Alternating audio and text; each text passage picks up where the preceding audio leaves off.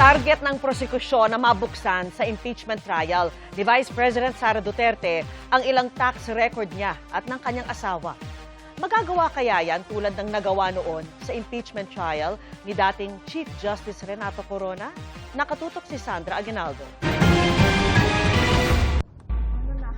Paglabag ba sa karapatan ni Vice President Sara Duterte ang pagbubukas ng kanyang tax at bank records gaya ng sinasabi ng depensa?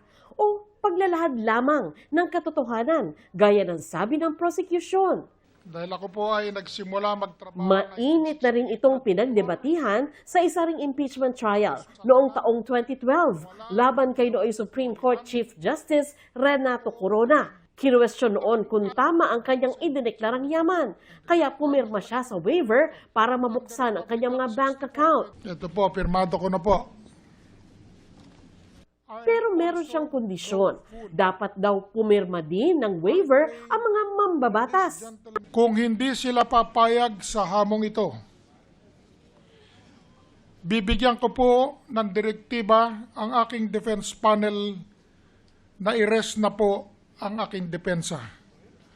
Total, wala naman silang napatunayang paratang laban sa akin. Nauwi ito sa kanyang biglang pag-alis sa paglilitis. The Chief Justice of the Republic of the Philippines wishes to be excused. Pero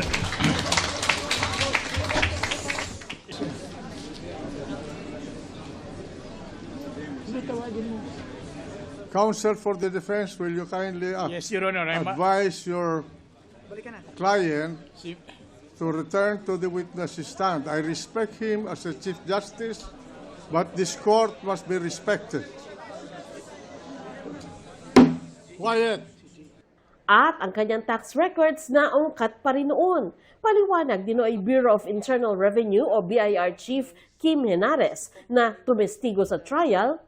Nakasaad sa National Internal Revenue Code of the Philippines ng mga income tax returns na nakalagak sa Office of the Commissioner ng BIR ay magiging bahagi ng public records at maaring mabuksan sa inspeksyon sa utos ng Pangulo ng Pilipinas.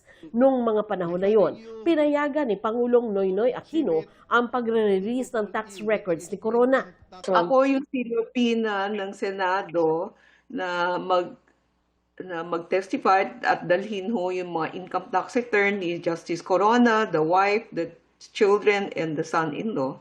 Kailangan may isang magte-testify niyan para ma-admit as evidence.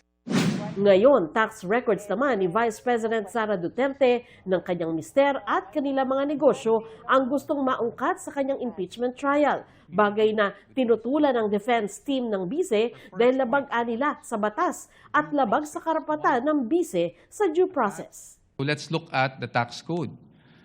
Section 270 of which criminalizes disclosure of taxpayers' information. Meron po bang exception sa batas na ito?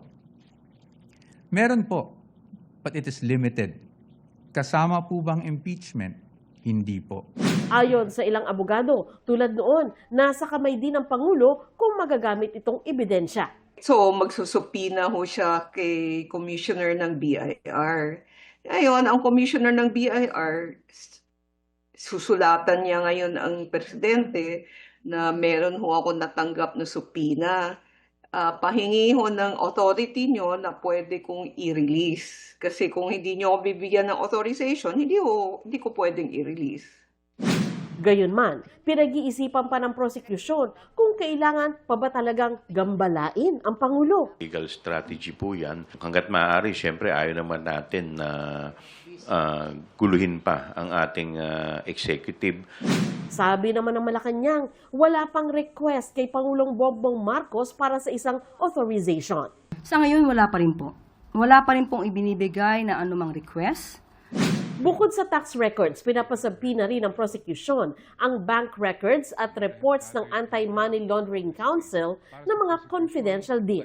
Hindi po tayo takot sa dokumento. Ang gusto lang po natin yung naayon sa batas. Wala po tayong kinakatakot sa mga dokumento.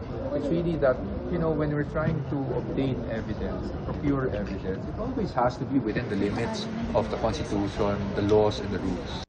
Sa Lunes ito, inaasang dedesisyonan ng Senator Judges Ayon sa tagapagsalita ng impeachment court, sakaling magbotohan ang mga senator judges kung ipapasabpina ang financial records ng bise, simple majority lang na mga dumalo ang kailangan. 21 senador ang nakadadalo sa trial ngayon, kaya 11 boto ang kailangan. Sinusundan kasi ng korte yung previous rin na nangyari sa Corona trial. Nag-issue ng subpoena ang korte kay Commissioner Kim Henares. I'm sure itong fact na to will be brought up as well by the senator judges or the parties pagdating sa Lunes. Kung ipasabpina nga ng impeachment court ang financial records ni Duterte, maaari bang dumulog ang bise sa Supreme Court para pigilan ito? Karapatan po nila yan. Everybody has a right to question. It is the part of due process. They can of course question. We cannot predict how the Supreme Court decides. May nagsasabi na hindi pwede dahil sole power to try and decide on all matters about impeachment ang Senate as impeachment court. Meron naman school of thought na nagsasabi na parang pwede kapag maipakita na merong grave abuse of discretion.